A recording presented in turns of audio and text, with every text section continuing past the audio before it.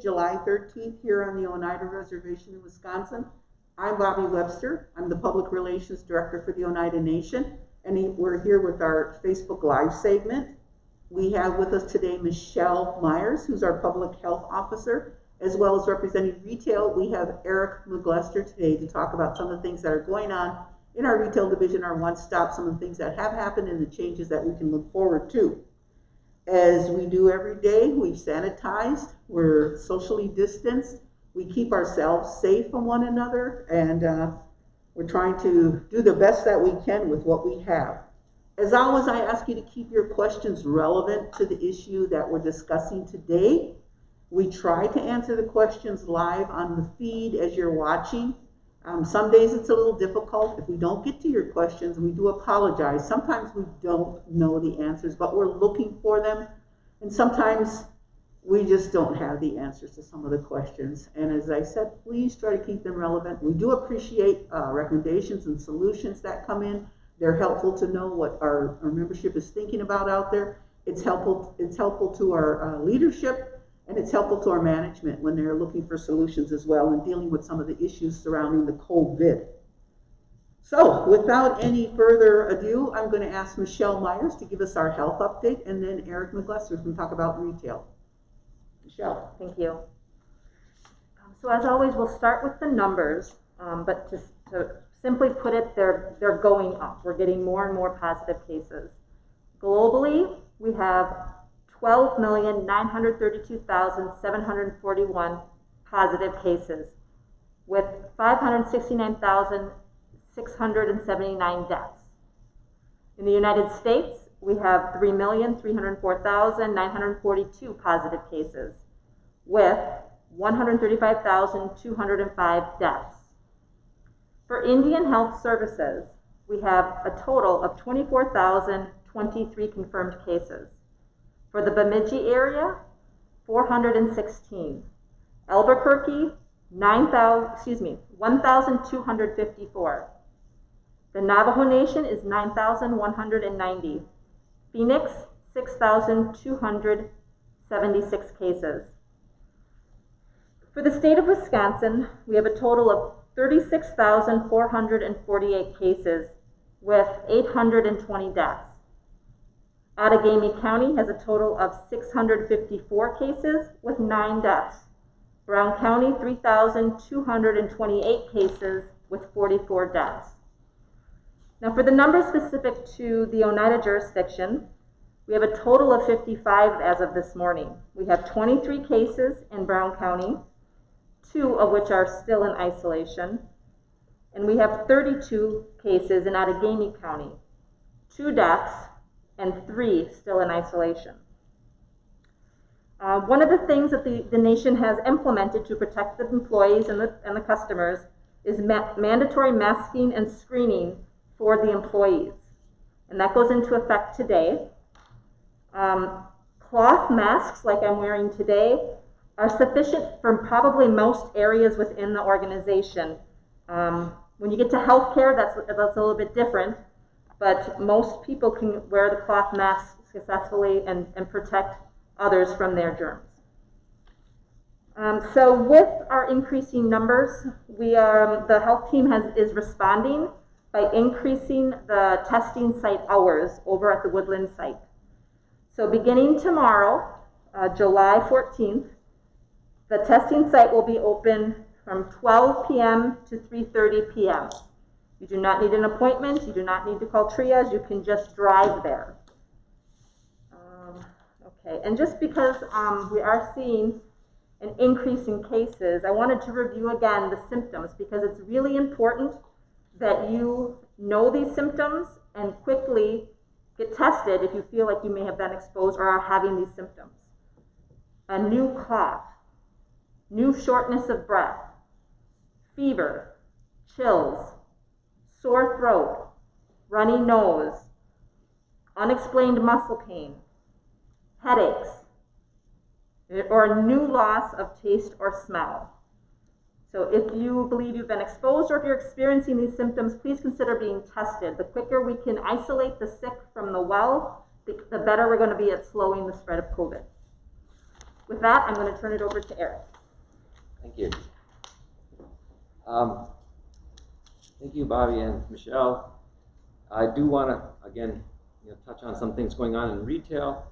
And first and foremost, I wanted to thank our associates and the managers at our stores. They've done a terrific job dealing with all the changes we've experienced with this pandemic. They are the ones on the front lines, interacting with customers, handling all the additional responsibilities of cleaning and sanitizing, working with the new barriers, and the overall ever-changing challenges of doing business in a totally different way. Retail staff have done an incredible job, and we cannot say enough good things about them. I also wanted to let the staff know that we've been submitting plans and working hard on plans to reward them for their dedication and hard work. We're waiting for approval, and we hope to hear back soon. They are more than deserving and need to be recognized for their efforts in keeping the nation moving forward while gaming has been closed. Their contributions do not go unnoticed or unappreciated, and they are so deserving of special recognition. I do want to let you know, that all stores are open as of last week, except for the Travel Center and the Oneida Market. The Travel Center, we hope to be open at the end of July, when gaming also plans to open up the Travel Center gaming portion of that building. But the pumps at the Travel Center have been open since the pandemic began, along with the Truckers Lounge, and also the Old 29 restaurant is also open for dine-in and carry-out. The question of when to reopen is a balancing act of the need for revenue generation and the need to provide products and services to the community. We want to make sure that we're going to be profitable when we reopen a location, but we realize the community is in need of our unique offering, so we try to meet both needs. The Oneida Market has moved some of its more popular products into the Larson Street and Highway 54 locations. We are creating another way to shop the market products by using an order form. The customer can place an order at the Larson's store, call and place an order, and then arrange for pickup a few days later. We hope to have this process ready for customers in the next few weeks. The actual store is looking to do a full review of all the products being offered prior to fully opening, and we're looking at ways to increase revenues while also providing great service and products to the community. We don't have an exact deadline or set date when we will reopen, but we hope to have that store back open in the near future. If you have visited one of the retail locations, you've noticed that we've made some major changes for safety. We've installed the plexiglass barriers in all the stores, and we want to send out our appreciation to Oneida DPW and our retail associates who worked hard on making those installs go smooth, and also the professional look that was provided with the install of those barriers. We couldn't have done it without you, and we're very happy with how professional and how functional they are. The safety of our customers and employees has been and continues to be at the forefront of our business decisions. We've also installed social distancing markers in the stores, and retail is doing constant cleaning of frequently touched items in the store. That includes the pumps, the door handles, pin pads, counters, etc. We are doing our part in taking all the necessary preventive measures to stop the spread of COVID. Also, I want to make you aware that we've, along with the Tribe's policy, retail is mandating masks for all employees that are working with customers, and that went into effect yesterday. Just a quick financial update. Due to the pandemic, retail is behind budget, although we are performing better than last year at this time. We have had store closures and reduced hours due to both staff shortages and people not out and about traveling. As we open those stores back up and hopefully get back to our normal business hours, we hope to recover some of that lost revenue that we've experienced this year. And just some up and coming changes within retail. There's going to be a new rewards program that we're going to roll out in August. Part of that is going to the old Open Roads program is going to go away, and we're going to introduce a new Exxon Mobil rewards program. Also, in the near future, this fall, hopefully, we will be doing some upgrades at the pumps and in the stores that are going to allow for contactless reader, so you can come and pay at the pump without having to touch any keypad or anything on the pump or in the store. So that's coming in the near future.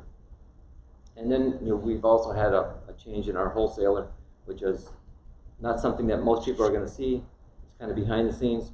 But if there's items or products that were there that are not there now, just let us know and we'll do our best to try and replace them with something similar. And then I also want to make you aware that this week on Facebook, on our Facebook page, we're going to be having a giveaway with a really cool grand prize. I'm not going to speak to what that is right now, but please watch our Facebook page for more details. And then also, lastly, many of you are aware that there's a countrywide coin shortage, and this certainly has impacted retail and our ability to run effectively. And we've been asking our customers to use exact change when possible, or to use a credit card or debit card when making their purchase. Also, I want to make you aware that we are working with Bay Bank to send large amounts of coin over to Bay Bank, and you can exchange it there. We don't have the facilities to do large amounts of coin exchange, so we'd ask that you take your large amounts of coin over to Bay Bank and let them know that it's for the retail exchange. And we also are developing a promotion to work with Bay Bank so that we can offer some incentives for those that want to bring their change to Bay Bank for retail use. Those are my updates. Well, thank you, Eric. Now we're ready to take a few of the questions. I'm going to give the first two questions to Michelle. If you test, do you have to quarantine until your results are in? That's a great question.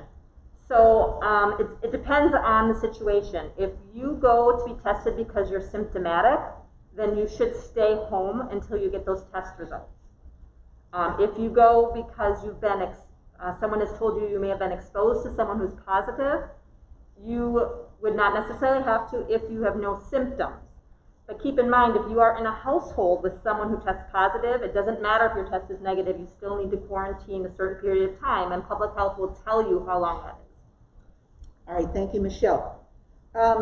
Another, I guess it's kind of a question, I'm not sure if you can answer it, but are the increases in cases coming from young people? Are you able to identify? There's only a few, so I'm not sure. Right, so I would say in general, we are seeing more in the population of 20 to 30. Maybe it's 20 to 40, I can't remember. So yes, in general, we are seeing much more cases in that age group. This is also the age group that maybe doing some social gathering, going to bars, things like that. So that can contribute to some of that. For our jurisdiction, we do have all ages across the spectrum. So. Okay, thank you. Eric, I was writing some questions down while you were talking. I don't know if you covered this, but can you use tax-exempt cards at the pump? And if not, when might we expect that? Currently, we can't use tax-exempt at the pump. That is something that we've discussed with our provider. We're hoping that it does look like it's going to be a year out or so before we have that. We do have to go through some version upgrades to allow for that, and that's what we're in the process of doing. Once we get contactless at the pumps, that's the first step, and then the development of a specific tax-exempt at the pump can come after that. All right, thank you. We've got a lot of statements and a lot of questions and a lot of concerns about people wearing masks at retail or not wearing masks, and we've said it a few times today. July 12th, the policy is implemented. You must wear a mask. So as you go into these facilities, as of today, you will be seeing our employees wearing masks. There's also a lot of recognition saying thank you for showing that appreciation to our employees. These essential employees were there from day one. These are the ones that really didn't get the time off. They didn't take advantage of the extra $600 that a lot of you did get advantage of. These people stayed at the desks, at the cashier stations, and a lot of people are working. So we want to shout out to everybody across the board in retail, in our clinics, in our administration buildings. We can't say thank you enough for those people who stayed there to keep the wheels on the machine here. Hand sanitizers at retail. When you use the card readers, pay with your debit card, There's hand sanitizers there. There are wipes, but are they disinfectant wipes? I believe that they are the disinfectant type of wipes, and I know that we're also looking, we've ordered some hand sanitizer to put at the pumps also because we realize there's another contact point at the pump. So we're looking to bring the squeegees back out at the pumps, but we want to make sure that we have adequate sanitizer at the pumps also when that happens. So that should happen, relatively shortly.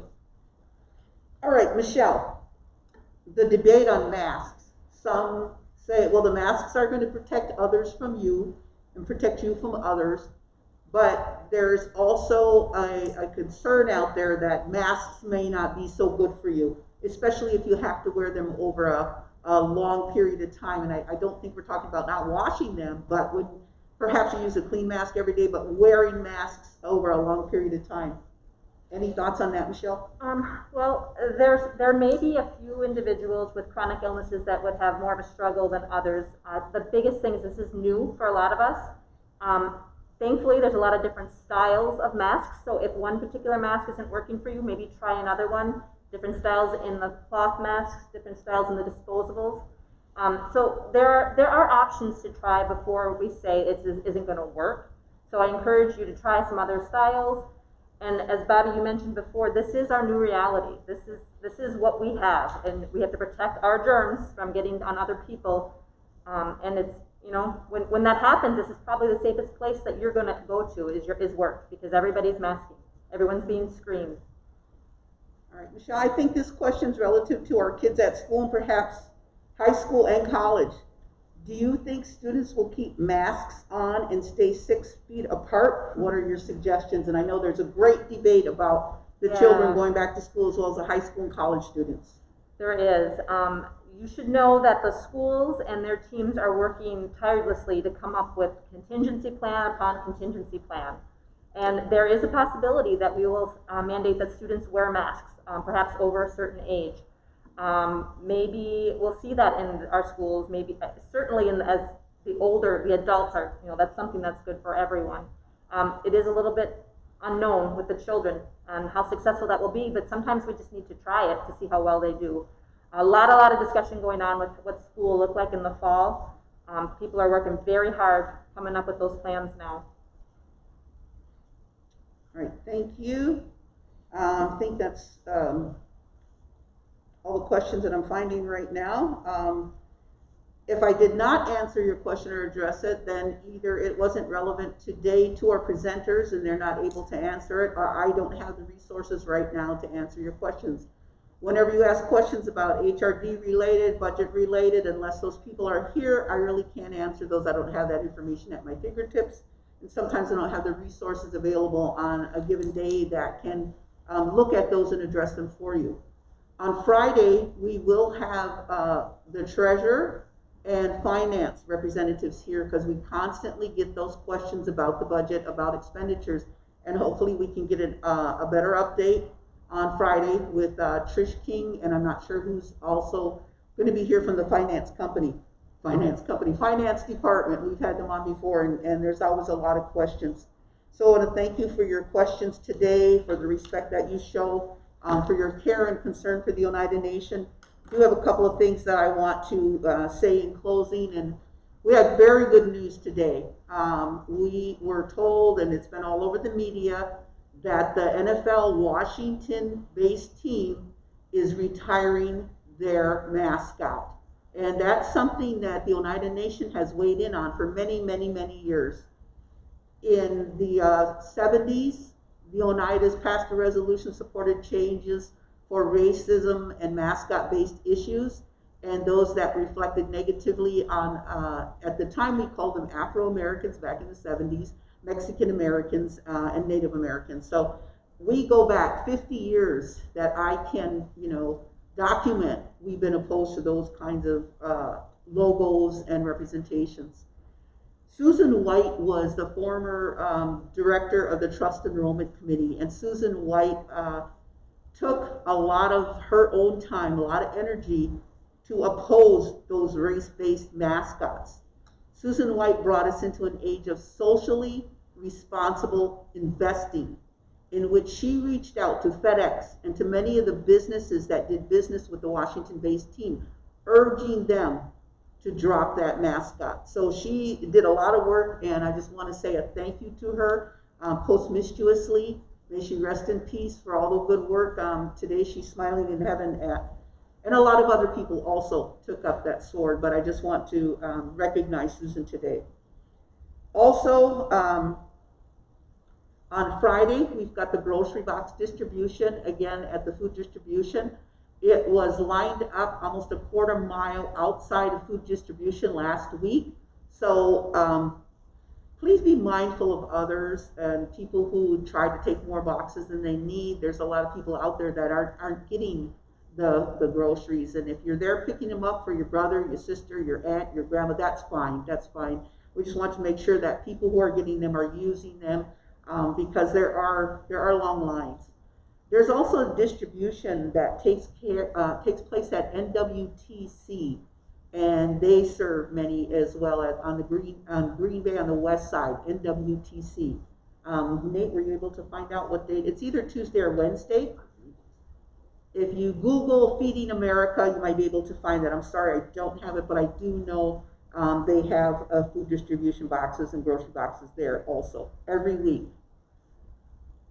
Let's see what else. I don't have to tell you about the coins. As Eric said, One Stop would appreciate your coins. Don't come in with a jar of pennies or jar of quarters, just the exact change when you're able to pay in cash. And as a final reminder, also I try to remind us of our core values. As Oneida people, we strive to have a boundless spirit, and we're driven to participate in all creation by sharing our innermost thoughts and feelings of a good mind, a good heart, and a strong fire. So continue to keep each other in your prayers, and keep our community healthy, keep our community safe. Y'all won't go.